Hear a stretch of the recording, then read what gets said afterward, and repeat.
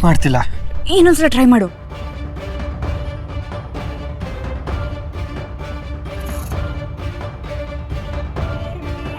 ಎಷ್ಟು ಸಲ ಕಾಲ್ ಮಾಡಿದ್ರು ಅತ್ತೆ ಯಾಕೆ ಫೋನ್ ಪಿಕ್ ಮಾಡ್ತಾ ಇಲ್ಲ?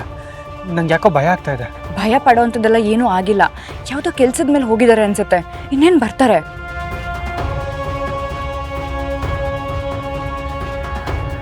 ಅದೇ ನಮ್ಮನ್ನೆಲ್ಲ ಖುಷಿಯಾಗಿರೋ ಥರ ಮಾಡಿ ನೀವಿಬ್ರೇನೋ ಟೆನ್ಷನಲ್ಲಿದ್ದೀರಾ?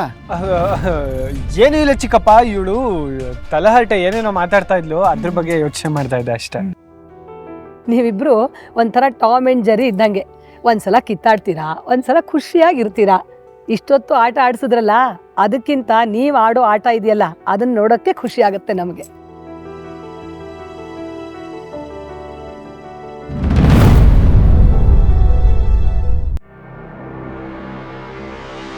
ದೇವಕಿ, ಅಪ್ಪ ಇಷ್ಟೆಲ್ಲ ಮಾಡ್ತಾ ಇದ್ದಾರೆ ಅಂದ್ರೆ ನಿನ್ನ ಒಳ್ಳೇದಕ್ಕೋಸ್ಕರ.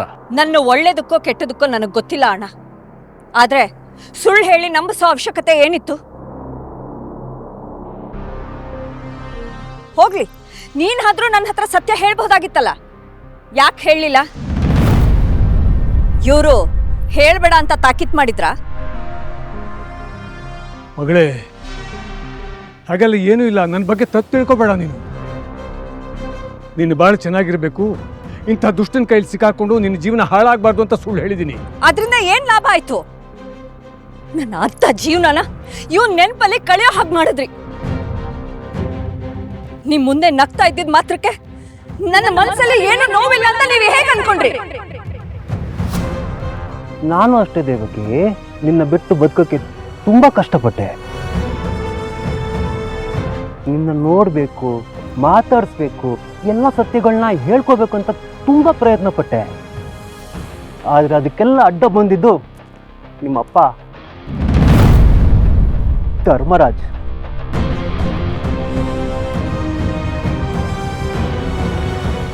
ಇವರು ನಮ್ಮಿಬ್ರು ಬಾಳ್ಗೆ ವಿಲನ್ ಆಗ್ಬಿಟ್ರು. ಪ್ರಾಣಕ್ಕಿಂತ ಹೆಚ್ಚಾಗಿ ಪ್ರೀತಿಸ್ತಾ ಇದ್ದ ನಮ್ಮಿಬ್ಬರನ್ನ ದೂರ ಮಾಡಿ ಪಾಪಿ ಇವನು. ಇವನಿಗೆ ನಿನ್ನ ಅಪ್ಪ ಆಗ ಯೋಗ್ಯತೆ ಇಲ್ಲ. ಇವನು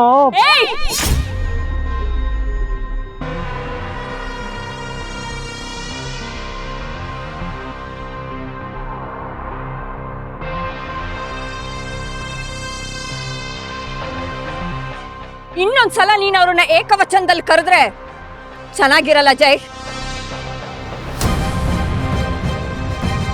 ಅವ್ರ ಬಗ್ಗೆ ಮಾತಾಡೋ ಯೋಗ್ಯತೆ ನಿನಗಿಲ್ಲ. ಇಷ್ಟು ವರ್ಷ ಕಣ್ಣು ಕಾಣಿಸ್ಕೊಳ್ದೆ ಇರೋ ನಿನಗೂ, ಕಣ್ಣಲ್ಲಿ ಕಣ್ಣಿಟ್ಟು ನೋಡ್ಕೊಂಡಿರೋ ಅವರಿಗೂ ತುಂಬಾ ವ್ಯತ್ಯಾಸ ಇದೆ. ಮಗಳಾಗಿ ಅವ್ರ ವಿರುದ್ಧವಾಗಿ ಅಥವಾ ಪರವಾಗಿ ಮಾತಾಡೋಕ್ ಹಕ್ಕಿರೋದು ನನಗೂ ಮಾತ್ರ, ನಿನಗಲ್ಲ. ನಮ್ಮಿಬ್ರು ಜೀವನದಲ್ಲಿ ಇಷ್ಟೆಲ್ಲ ಆಟ ಆಡಿದ್ದಾರೆ ಅಂತ ಗೊತ್ತಿದ್ರು ನೀನು ಇವ್ರನ್ನ ನಂಬ್ತೀಯ? ಅದೆಲ್ಲ ನಿನಗ್ ಬೇಕಾಗಿಲ್ಲ ಜೈ.